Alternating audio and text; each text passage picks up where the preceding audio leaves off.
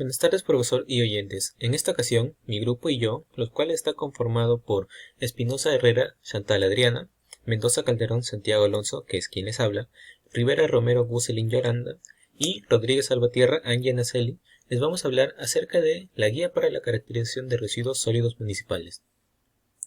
Primero comenzaré hablándoles acerca de algunos conceptos fundamentales, como lo viene a ser la resolución ministerial número 457/2018 del MINAM, en el cual trata acerca de que, en la actualidad, una gran parte de las municipalidades desarrollan las operaciones y procesos para el manejo de residuos sólidos sin contar con información básica acerca de la generación de estos mismos y su caracterización, lo cual se ve reflejado en la baja calidad del servicio brindado y muchas veces en la improvisación de tecnologías, las cuales se adecuan a las características de la zona del desarrollo. Ahora les voy a hablar acerca de una pequeña base legal, la cual primero está conformada por la Resolución Ministerial número 191/2016 del MINAM, la cual aprueba el Plan Nacional de Gestión Integral de Residuos Sólidos, o Plan-RES por sus siglas, entre el año 2016 hasta el 2024. También tenemos el Decreto Legislativo número 1278, el cual aprueba la Ley de Gestión Integral de Residuos Sólidos. También el Decreto Supremo número 014/2017 del MINAM, el cual aprueba el reglamento de la Ley de Gestión Integral de Residuos Sólidos. También tenemos la Ley número 2797/2, la cual es la Ley Orgánica de Municipalidades. Además, el Decreto Supremo número 017/2017 de TR, el cual aprueba el Reglamento de Seguridad y Salud en el Trabajo y Obreros Municipales del Perú. Y por último tenemos la Ley 24419, la cual regula la actividad de los recicladores y su reglamento aprobado con el Decreto Supremo número 005/2010 del MINAM. Continuando con la exposición, vamos a hablar sobre la primera etapa. En esta primera etapa, que es la etapa de planificación, incluye la conformación de equipos con los que se desarrollará el estudio a fin de favorecer la operatividad del mismo, evitando o minimizando los costos posibles imprevistos que puedan generarse. Para ello deberá considerar lo siguiente. Número 1. Conformar el equipo de planificación, la cual el equipo de planificación es el responsable del estudio asignado a través de un documento oficial emitido por la autoridad municipal, que asimismo debe brindar el responsable del equipo la siguiente información. Número 1. Un plano catastral del distrito, base de datos de predios actualizados, que incluye el número de establecimientos comerciales por rubro, generadores de residuos especiales, viviendas de nivel socioeconómico, la base de datos de las personas, en este caso lo harán los promotores ambientales, los operarios de campo, el padrón de asociados de recicladores y otros que participarán del estudio. Como parte número 2 tenemos el conformar el equipo de campo, que será, como ya bien mencionamos, el responsable, el personal de apoyo, los promotores ambientales, los operarios y los conductores. Para ello se requiere contar con uno o más personas responsables que cuenten con una experiencia laboral de estudios para que así logren caracterizar los residuos municipales, así como el vínculo laboral vigente con la municipalidad. Como parte 3 tenemos asegurar los aspectos logísticos, en este caso el aspecto físico, donde la municipalidad deberá habilitar un espacio físico como un relleno sanitario para el acopio de las muestras, el pesaje, la clasificación, a fin de obtener datos técnicos conforme a la metodología del estudio.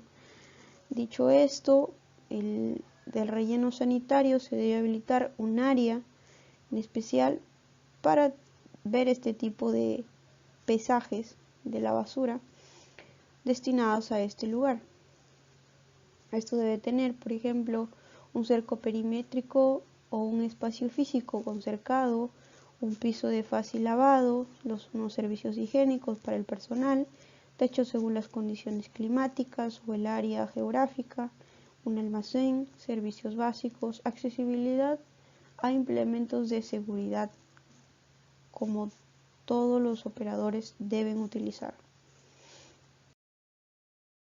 Bien, en respecto a la unidad vehicular para la recolección, transporte de los residuos sólidos, existen tres tipos de camiones. El camión baranda, que es el que podemos ver, que es el que mayormente existe en las ciudades, la moto furgón, que es utilizada en zonas aledañas, triciclos, pedales e incluso camiones que pueden utilizarse en la zona rural.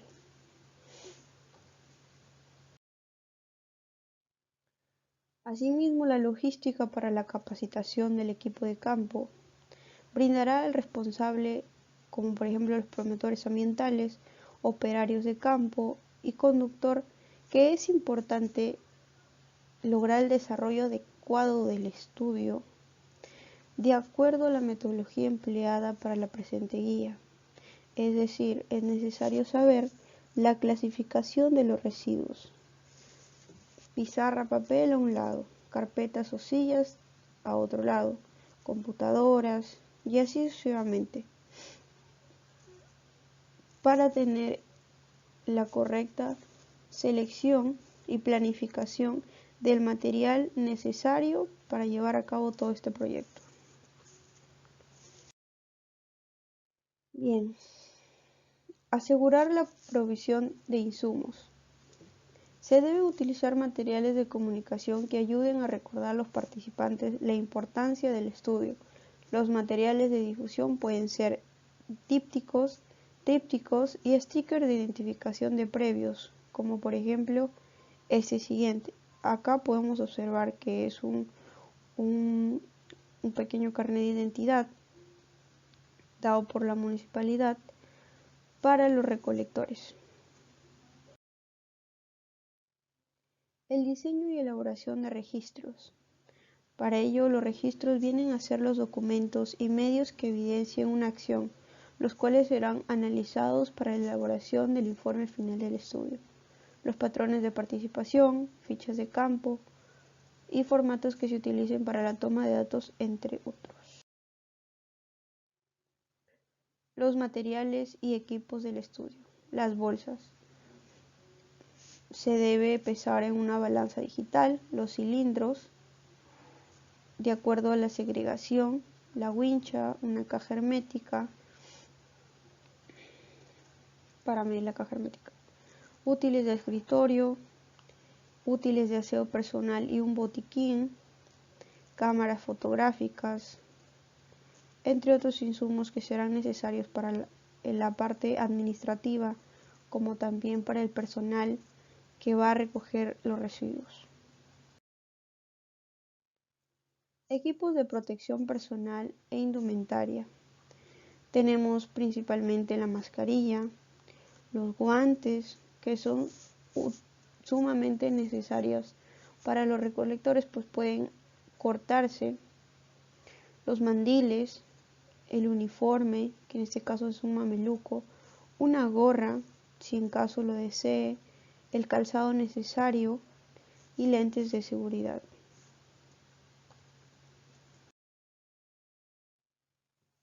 Y como último tenemos la identificación de muestras por fuentes de generación.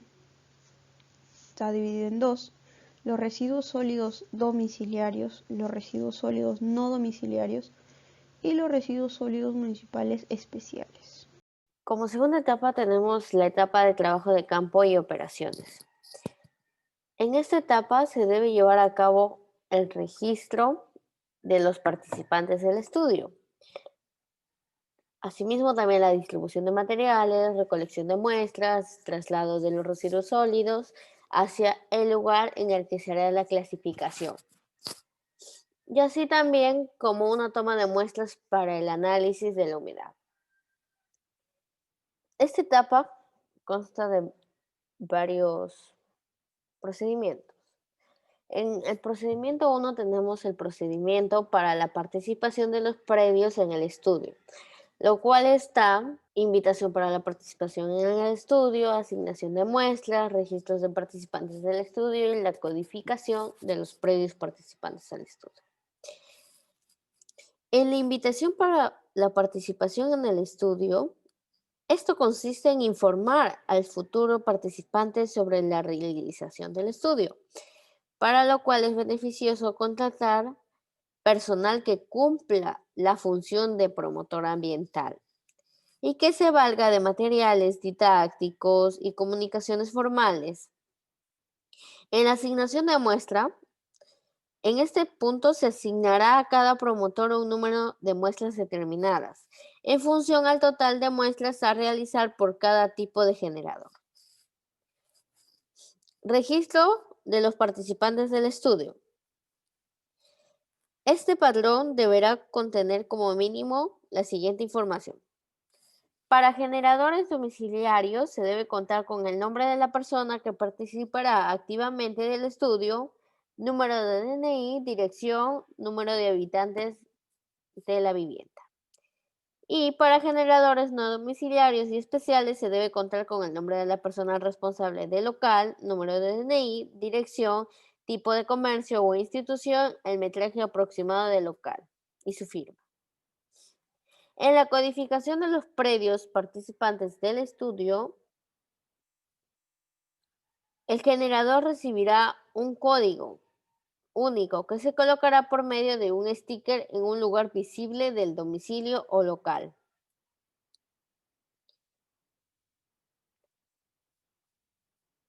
Tenemos el procedimiento para el manejo de las muestras, lo cual consta de recolección, traslado y recarga. En la recolección, el operario debidamente identificado recolecta las muestras de los generadores y entrega una bolsa nueva codificada. En traslado, las muestras recolectadas serán colocadas inmediatamente en una unidad vehicular encargada de realizar este trabajo. Este vehículo debe estar totalmente seguro.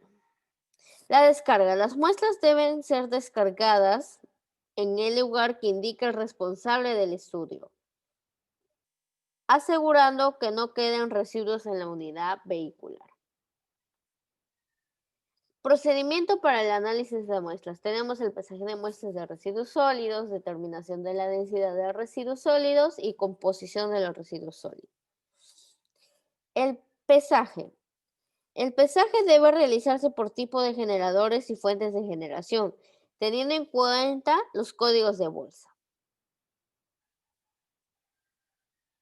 La densidad de residuos. La medición de densidad debe realizarse por tipo de generadores y fuentes de generación, para lo cual se recomienda un siguiente procedimiento. Como paso 1, verificar la cantidad de bolsas y pesos anotados. Paso 2, contar con un cilindro de aproximadamente 200 litros con lados homogéneos. Tomar medidas de diámetro y altura. Paso 3. Colocar el contenido de las bolsas en un cilindro, dejando libre aproximadamente 10 centímetros de altura, de tal forma que facilite la manipulación del cilindro. Paso 4. Levantar el cilindro hasta aproximadamente 10 centímetros a 15 centímetros de altura y dejar caer. Repetir esta acción 3 veces. Paso 5. Medir la altura libre del cilindro. Paso 6. Tomar la nota de los datos de altura y los pesos de las bolsas en la hoja de registro. Paso 7. Y como último, repetir el procedimiento con las bolsas seleccionadas restantes. La composición de los residuos sólidos. El muestreo de los residuos sólidos para la composición física se debe llevar a cabo en el lugar en el que se realice el pesaje de los residuos sólidos. Para esto es importante seguir el siguiente procedimiento. Paso 1. Asegurar la disponibilidad de usos de equipos de protección personal. Paso 2. Verificar que las bolsas o los residuos provenientes del análisis de densidad se encuentran codificadas y separadas según el tipo de generador y fuentes de generación. Paso 3. Se rompen las bolsas y se vierten los residuos formando un montón, con la finalidad de homogeneizar la muestra. Paso 4. Si se tiene un volumen de residuos muy grandes, esto se divide en 4 partes y se escogen las 2 partes opuestas para formar un nuevo montón más pequeño. Paso 5. Segregar cada tipo de residuos sólidos de acuerdo a lo señalado en la matriz, distribuyéndolos en bolsas usadas para la recolección de los residuos sólidos. Y como paso 6, pesar cada una de las bolsas que contienen los residuos segregados y registrar los datos en la fecha de registro. Ahora hablaremos sobre la tercera etapa, la etapa de análisis de información. En esta etapa corresponde analizar los datos que se hayan obtenido en campo. Esta es una fase de gabinete en la que se debe determinar y estimar cada uno de los parámetros que se ha tomado, respetando los formatos utilizados en la etapa de campo, los cuales deben ser legibles, trazables y ordenados. Entre ellos tenemos la estimación de generación per cápita de residuos sólidos domiciliarios, que consta en una serie de pasos. Entre ellos está colocar en una hoja de cálculo de Excel, verificar que la matriz de los datos no se encuentre en ceros. En el paso 3, la columna del día 0 no debe ser considerada en el ejercicio de cálculo de obtención del GPC. Paso 4, promediar los valores en la hoja de cálculo del GPC deberán realizarse desde el primer día. El paso 5, no utilizar la fórmula igual a suma en el Excel debido a que es posible que hayan celdas que no tengan datos y en este caso se seguirá dividiendo por 7, generando un error en el cálculo. Y finalmente el paso 6, el promedio final o GPC domiciliaria se obtendrá en el promediar todas las GPC de cada vivienda. 2. La validación de la generación per cápita de residuos sólidos domiciliarios. Paso 1. El día 0 no se debe considerar en el análisis de la validación de datos ni la obtención del GPC. Paso 2. Las viviendas que hayan entregado las bolsas codificadas en un número menor de 4 días deben ser descartadas ya que no son representativas. Paso 3. En el caso que la vivienda haya dejado de entregar muestras por otros 2 días consecutivos, se deberá preguntar al participante si los residuos corresponden a ese día en específico. Paso 4. Identificar estos valores atípicos en cada zona o zona única. Paso 5. La validación consiste en verificar cuáles de las muestras arrojan un valor de ZC mayor que 1,96, pues estas serán las que están fuera del rango de confiabilidad y deben ser eliminadas de la matriz. Paso 6. Si el número de muestras descartadas es mayor al 20% del tamaño de muestras, se debe efectuar nuevamente el estudio de caracterización de residuos municipales, por no ser representativo de la población personalizada. Paso 7. En el caso de contar con estudios que hayan utilizado zonas, esta validación debe darse sobre el total de muestras calculando los parámetros de GPC y desviación estándar. Paso 8. Una vez que se han obtenido los promedios de generación per cápita de residuos sólidos por cada zona o la zona única, según corresponda, se debe calcular el promedio ponderado por la generación per cápita de residuos domiciliarios.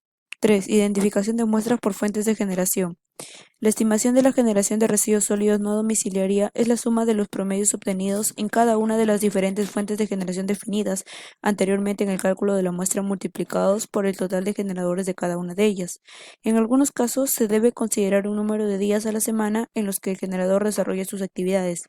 4. Estimación de generación de residuos sólidos especiales. El procedimiento a realizar se debe desarrollar de acuerdo al procedimiento descrito en el cálculo de la generación de residuos sólidos no domiciliarios. 5. La estimación de la generación total de residuos municipales. Para el cálculo de la generación total de residuos sólidos municipales se considera la generación total de residuos sólidos domiciliarios, no domiciliarios y especiales.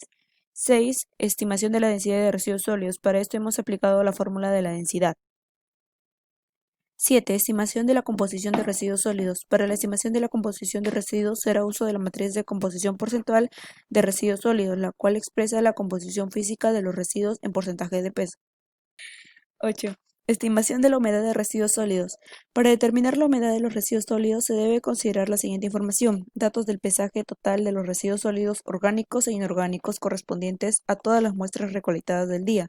Luego se deberá calcular la fracción porcentual que representa los residuos sólidos orgánicos. Gracias.